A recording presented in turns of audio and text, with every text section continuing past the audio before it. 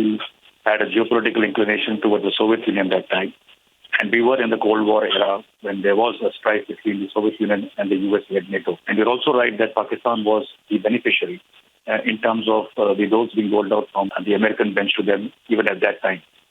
But having said that, India's geopolitics that time actually wanted to liberate Bangladesh because there was much more mayhem happening in Bangladesh, which was on one side.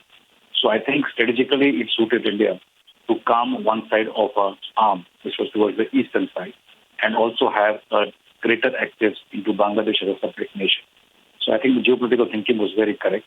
Although we took our time, it was not that when the intent was clear from the political level that the military did go into action. It took a little time to prepare the military. And I think it was a very simple example of a political-military intent being delivering on ground with the liberation of Bangladesh. And soon after that particular action completed, I think it's a very short war if you have to assess the periodicity of the tenor of that war. And we were able to achieve that aim. And we were then able to, be sort of calmed on both sides by the Americans to call off the war with the pressures from America and also our, interest with Soviet Union that time. So I think all in all, it was a good political-military kind of intent which lay bare on ground and which allowed our forces to act with the entire freedom that time and be able to liberate Bangladesh as a strategic intent of our country. And since then, what we have done is that strategically we have delineated Pakistan to be an adversary on the Western Front, and we have kept the Eastern Front absolutely calm, prosperous, and engaged in very detailed economic ties with Bangladesh and other cultural ties, and also the diplomatic intent with Bangladesh is much more peaceful when we compare it to Pakistan today. So Pakistan got divided, Pakistan's resources got divided, attention got divided, and then we were able to focus on only one enemy, if I may say, on the Western Front. Giving back the territory which was, captured, and especially to take the contours of a Hajibir Pass and other key terrains, I think it was not a very prudent military decision, so to say. But I don't think so the military had any hand in not handing over that particular piece of land. It was more politically driven. It was more driven by the kind of talks between the political heads of both the countries. And the military, I think, had no clear say to stop that from happening.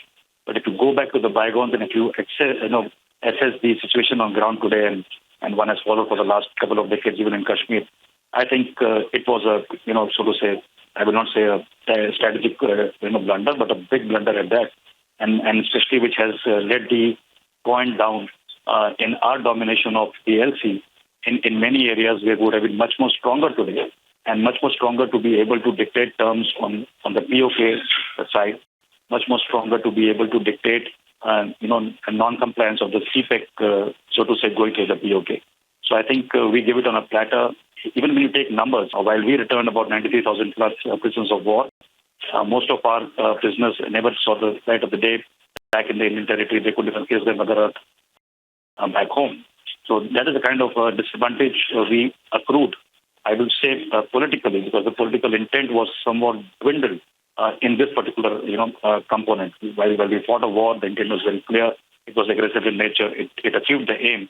But post, achieving a victory, I think the consolidation part in terms of the strategic intent was not correct.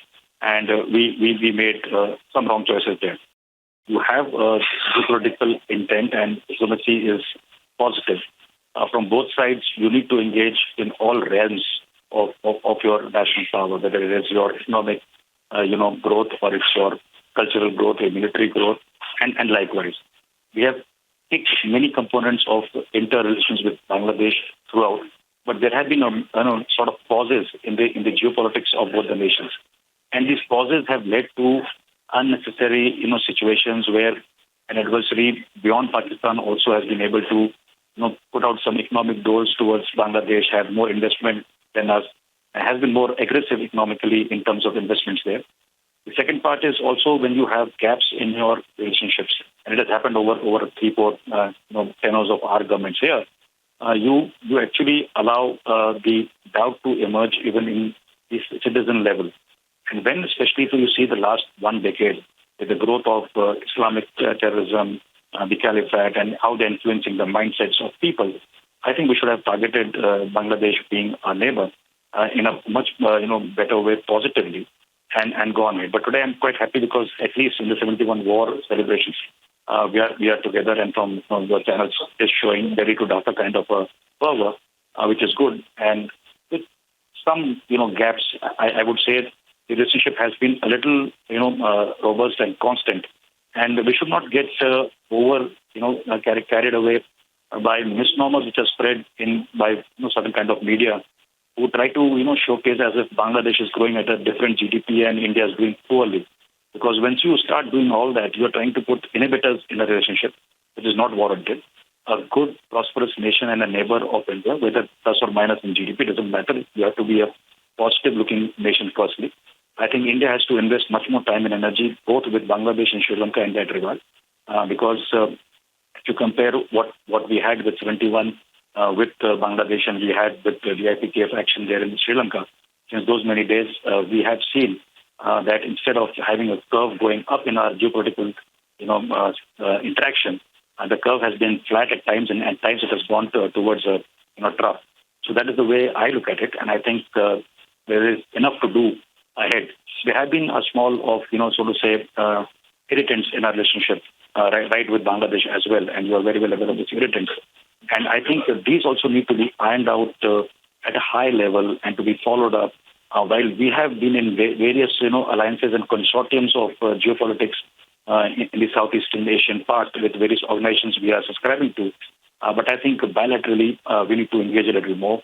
The militaries are engaging, the economic, interactions are happening. The XM, quantum has grown over the period of time, and I see Bangladesh as a very good, partner, which we must carry, and also see from the point of view that it doesn't become in any way, in parts or full, a haven for a radical bloc which tomorrow, threatens us again from one more front. So I think we have to be very careful, whether it's Bangladesh, whether it's, Nepal, Myanmar, Sri Lanka. The relationship has to be much more robust.